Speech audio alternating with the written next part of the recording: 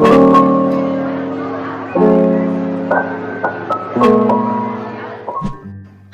principles of oy, men, min, mon, man, ye, and ya from the lesson 16. What's up, classmates? My name is 𝘍𝐸𝐴BIGAIL Cabrera and I will be your presenter at this moment. So, are you ready? Let's go! Number 1. The sound of oy. The sound of oy, according to the rule, is written by joining the O and E symbols. So, if isusulat na natin siya in shorthand, ito yung magiging itsura niya. O and then E symbol. There we have the sound of oy. So, let's have an example. We have here the word toy. And if we're going to pronounce the word, we can hear the sound of the letter T and the sound of oy. So, kapag isusulat natin siya in shorthand, we will need a short upward straight line, a downward deep hook, and a small circle. So, yan. Nakasulat na tayo ng toy. So, T and oy.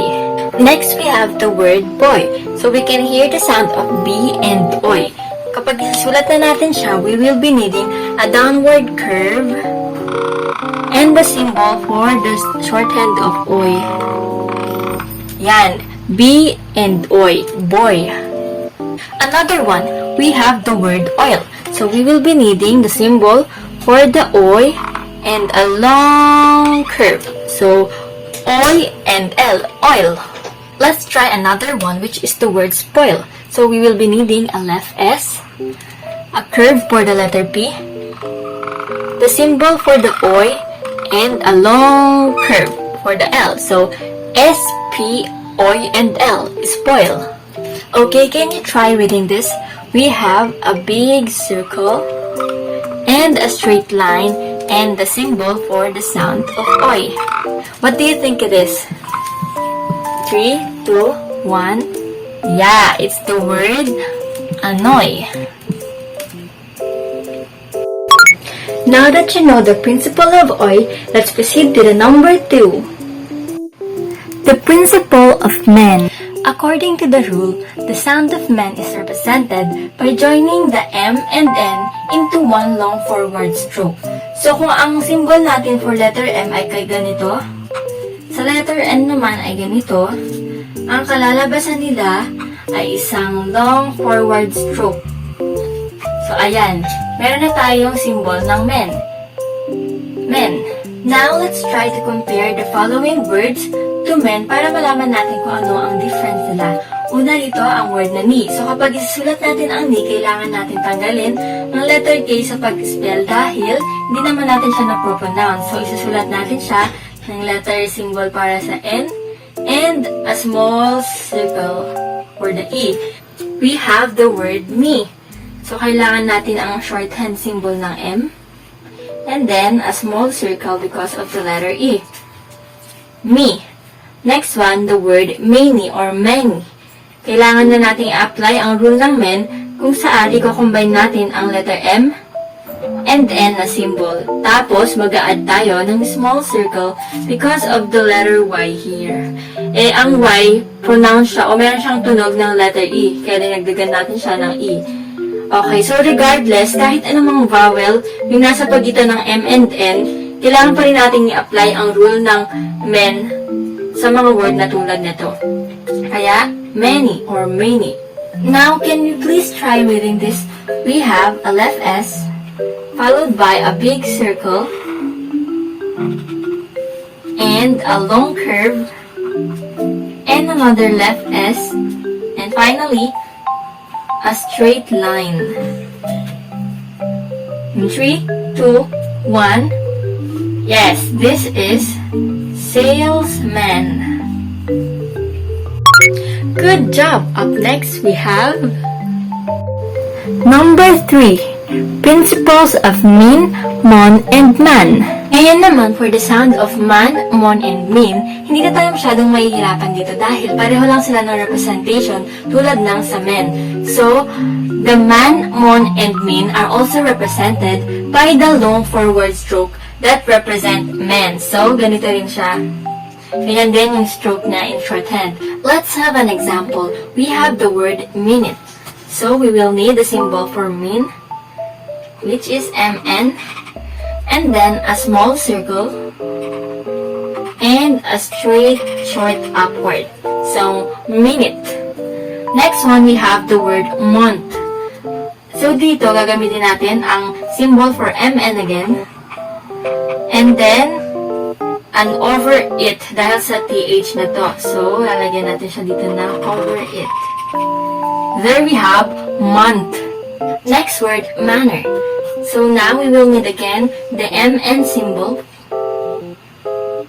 And then, a short curve forward. So, M-A-N and R. Manner.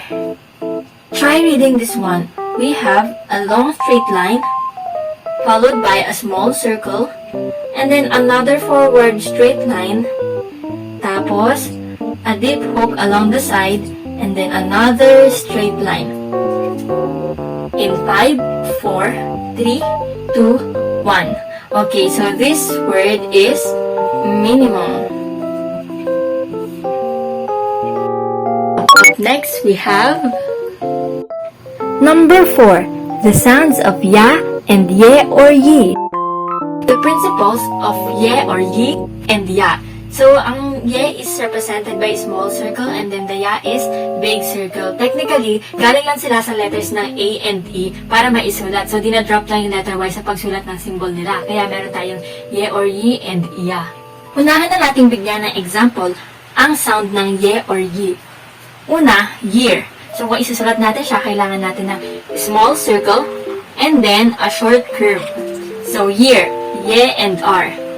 Next one, we have the word yellow. So, now, kailangan natin ng small circle again, and then a curve, which is a long one, tapos, a deep hook. Yan. So, Y, E, L, and O. So, hindi natin kailangan ang W kasi omitted na talaga siya dahil hindi naman natin siya na-pronounce. For the third word, we have the word yet. So, isusulat natin siya, kailangan natin ng symbol ng ye. And then, a short upward straight line. Yan. There we have ye and t, yet. Kung gagamitin ang salitang year or yet sa isang sentence, kailangan nating i-analyze ng mabuti yung buong context kung paano siya ginagamit. Dahil ang year, pwede siyang mabasa as ear or tenga, or pwede rin siyang mabasa through the brief form na where. Habang ang yet naman, hindi lang siya nababasa as yet, kundi pwede rin siyang mabasa as it. Now, let's try to read. We have a small circle, and then a comma S. What do you think is this? This is the word yes. Okay, next one. We have a small circle, and then a long forward curve. Tapos, meron siyang pataas sa dulo. What do you think is this? 3, 2, 1. This word is yield. Let's proceed for the examples of ya. Yard. So we need a big circle, and here's your big circle. And then a short forward curve. Tapos we will need an upward turn. Yan. We have the yard. Next one up, we have the word yarn. So we need the big circle, and then a short curve, tapos a straight short line. There we have yarn. Now you try reading this one. We have a big circle, and then a long curve. Yan. Tingin nyo, what is this? In 5, 4, 3, 2, and 1. This is the word Yale. So, capital talaga tong una dahil sa sign na to. Congratulations everyone, because we are officially done in learning our 16th lesson. So what's left now is the activity that I prepared for all of you. So, isasend ko lang siya mamaya sa GC natin.